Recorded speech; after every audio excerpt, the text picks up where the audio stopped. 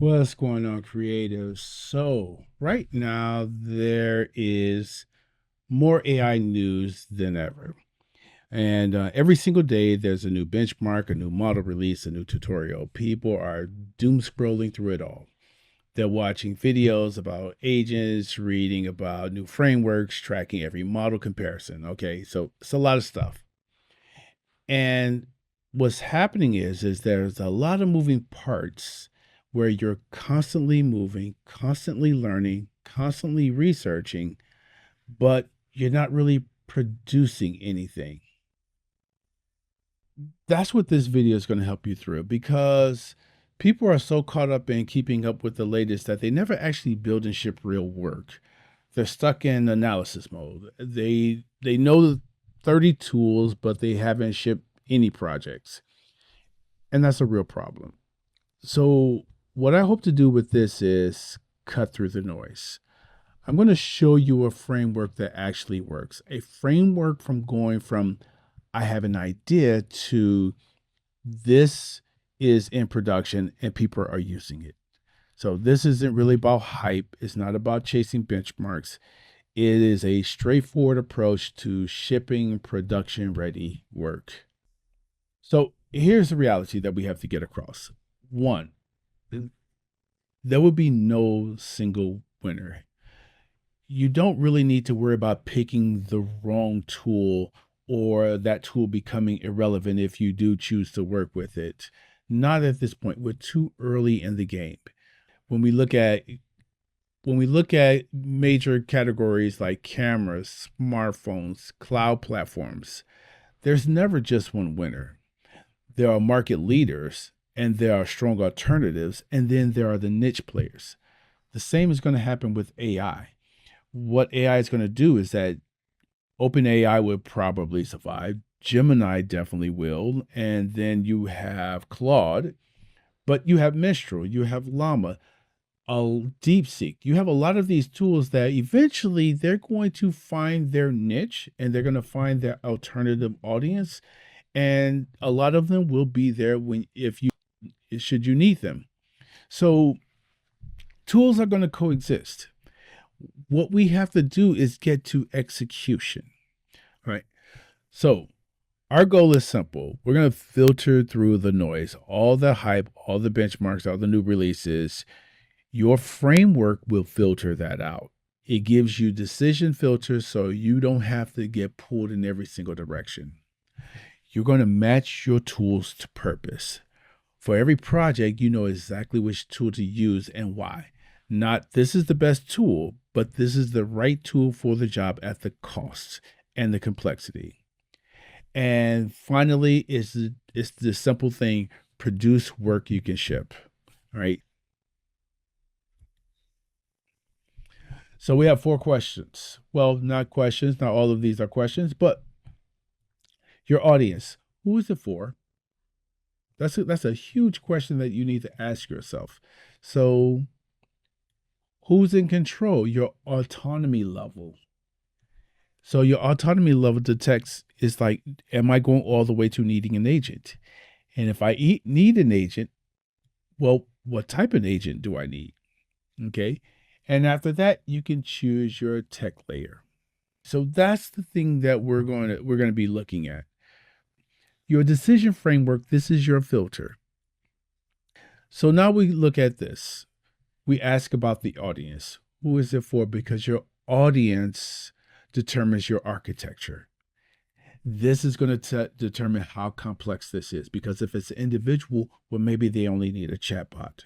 Maybe they only need OpenAI, ChatGPT, or Claude, or even Gemini. Maybe they only need a chatbot. The data, where does the data at? Well, the data is probably on their laptop. It's local. That becomes real simple. If it's shared, the audience is a shared environment. Me and 2 other people need to use this. And so maybe that again is, can that be a Claude project or a ChatGPT project? Where does the data live? Does it live in a cloud storage? Maybe AWS S3 bucket? But is something that's fairly simple to produce at that level. And then we get to team and departments. This is where we start thinking about complexity because now we have to think about front end, back end, integration into known systems. There's data management and user management. So this is where we start adding some complexity. But then is your audience is this enterprise level because now there's a host of complexity that comes into play. Not only do we have to figure out is what you're building integrated into the existing systems, but you have SOC 2, you have HIPAA, you have audit logs, encryptions, you have a host of compliance issues that you need to deal with at the enterprise level. So again, your audience determines your architecture. Next, autonomy mode. So autonomy mode is this interesting thing here because if it's Copilot, it's saying that, okay, the human is doing everything. The human is only using a chatbot, copying things over. Maybe I am generating content. Maybe I'm just brainstorming ideas. Maybe I'm just doing a quick analysis or overview of a Word document or something. The human is doing everything and the chatbot is good enough. The next level, we have tool augmented. The tool augmented says, I need an API. I need maybe a Claude skills that we're going to execute. We need some type of webhook or something like that because we have an automation that's working on the back end. But the human needs to do something and they're interacting with AI, and that AI then has to call up a tool to execute what it needs. So that's what we mean by tool augmented. Finally, we have human in the loop. Human in the loop is probably the level that most people will end, but human in the loop basically says the AI is going to trigger the act. So it could be an update to your CRM. It could be that, you got an email or something. Something happened that now triggers this AI to do something. Where the human in the loop comes into play is that what is the spectrum of interaction that this human engages in this automation? Because maybe for a blog post, my AI will every day, it wakes up, it goes and scrapes the internet for the latest and greatest and writes a blog post. Well, that blog doesn't go live until the human actually evaluates it. So that's 100% of the time the human is in the loop. Or maybe it's saying that I get an email. If the email looks like it's got rated, let's say a confidence score 30 or higher, that this is a hot lead, or 50% or higher, that it's a hot lead, well, that goes straight to the sales rep. Otherwise, it goes into a nurture campaign and they get an automated email. And so I have a range of saying, okay, when does the human get into the loop? Because some type of scale that I've set, some rubric that I set that tells me when the human comes in. Or maybe you've designed something that says only the edge cases, 5% of the time, 2% of the time. The orchestrated autonomy. Okay, so if you're building to this, you are building something very, very complex. Okay. And you are then dealing with agents, and there are different types of agents when you get here. When you get here, we have, is this a flow agent where it's just talking? Is it an agent that evaluates things? Is it an agent that holds only knowledge and they're using Pinecone and some RAG system to do something with? Is it an agent that's actually, again, orchestrating, that's driving traffic to different agents? This is hard. Okay. And so you have to know if you're here, you're at a very complex level. All right. But once you've asked those questions, okay, who is it for? What's my audience? Okay. And what level of autonomy do I need? Do I need some specialized agents? Once I get there, now I can pick my tech layer. And rather than go through all of the different texts that we have out there, what I'm going to do is just kind of try through my tech stack and kind of show you guys what I use and how I default to things. All right. So my text and reasoning layer. So this has two sides to it. This has a chatbot side, and it has a chatbot side and it has an API side. The chatbot, all three of these, I use all three of these all the time. I mean, I used to say I was 40% ChatGPT, 40% Claude, 20% Gemini. But to be perfectly honest with you, I think it might be all like 30% every last one of these. They may be at 33% each is how much work I deal with those. And really because ChatGPT is kind of like my workhorse for a lot of, just engagement with AI and working. Claude, I'm using it for projects because I love Claude projects. I love how it connects to GitHub. Gemini, when I'm in a chatbot, is usually because I'm evaluating large documents. And we need to talk about Notebook LM one day, but Gemini, large documents, videos, analyzing images. It is so good with that type of stuff that it just works. On the API side, it's a little different.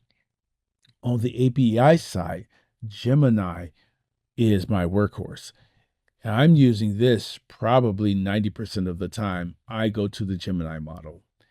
And because if I'm analyzing videos, analyzing a lot of images, which I tend to do a lot, generating a lot of text or something like that, Gemini at its intelligence level and cost, it is so good.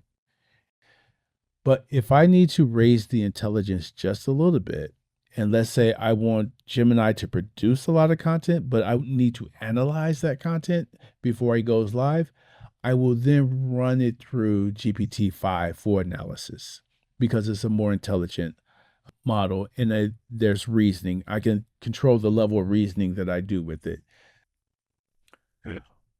My automation level, I'm going to keep it real simple. I know there's Zapier and Make.com out there. Those are really cool, but I just default to N8N and I use the self-hosted version. And I'm only using N8N for automations, not for agents. When I need an agent, I will go to OpenAI's Agent SDK. Okay. And I just think that it's cleaner, is easier for me to understand. N8N, sometimes when you start dealing with the agents and rags and stuff like that, I think it gets a little fragile. A lot of points of failure, and I don't like it. So I tend to go with agents, especially multi-agent workflows. I will deal with Agent SDK and N8N for straightforward automations. Front end development. This is starting to change too, but for right now, what happens is Gemini Build. If you don't know about Gemini Build, you really need to go to Google AI Studio and start working with Gemini Build. I'm using Gemini Build for prototyping, and I can get 90% work done here because I'm using it to generate all of the structure, go through all of the problems without using up my Lovable credits. So I can get all of that work done, work through all the problems, and then I say produce a PRD, but not the normal PRD that you think about. I'm talking about a PRD that says, what was the structure? How was this built? But also the challenges. And what did it do to overcome those challenges? Because I want my Lovable, when I go to Lovable, I wanted to recognize that there were these hiccups that you're going to run into and see if we can avoid it. Once I have that PRD, then I go over to Lovable because I think Lovable is better at designing than Gemini. Even though I think both of them are using Gemini 2.5 Pro, Lovable does a better job with the actual design. And Lovable connects easily with the backend, with Supabase, and with GitHub. And that really is the reason why I have this step base and with GitHub. And that really is the reason why I have this step. The backend. I use Supabase. Supabase is easy to me. It's just easier to deal with. And so If Gemini Build were to use Supabase, I would stay in Gemini Build to build everything except for the design part of it. I think Lovable is just a better designer. But Lovable is integrated with Supabase. And by integrated, I mean that Lovable has Lovable Cloud. And so when you start your project, it will ask you, do you want the cloud? And the way they're charging for their cloud, they're charging by usage. And so that's a really good feature because if your project is that good where you're paying for a lot of usage, you've done something well with Lovable. But this is one of those things where because it integrates so easily with GitHub and because it has the cloud, it makes it so much easier to work and ship and build and can have even your GitHub updates just have it all in Lovable. And I think that's a really good tool. Images and videos. Now, this is probably the most complicated section there is because the fact of the matter is there's so many options. But let me explain what I'm doing here. I work a lot with the API. And so Nano Banana and Flux have really good APIs. And so that's why I work with these two. For the quality that they have, the speed, and the cost, these are great models to use in the API. Now, Midjourney is not up here, but I do use Midjourney. But Midjourney is my art director. If I want a style and aesthetic, just a very specific look I'm going for, I will go produce that in Midjourney because Midjourney is capable of doing it. And then I will use those as reference images in Nano Banana and Flux API. When it comes to video, I know VO3 and there are a lot of them out there, and there's so many platforms out there. I just tend to stick with Sora 2 and Kling. And the reason why is again, I work a lot with the APIs, and when you look at the cost of the APIs versus VO3, these two are just the quality that you get versus the price, the cost is balances out that I can produce quite a bit and get that same high quality using just these two models versus going to VO3. Audio and voice. So 11 Labs, again, Gemini has great text to speech. OpenAI has great text to speech. I just default to 11 Labs because I like their options and I just like the quality better. I put HeyGen here, even though HeyGen is an AI avatar. You would think it would go under video. But the reason why I put it here is because if I'm using an AI avatar, it really is a step above using just audio. And what I'm making the determination is that if it's just audio, can I get more engagement and a better experience if I jump up to the AI avatar?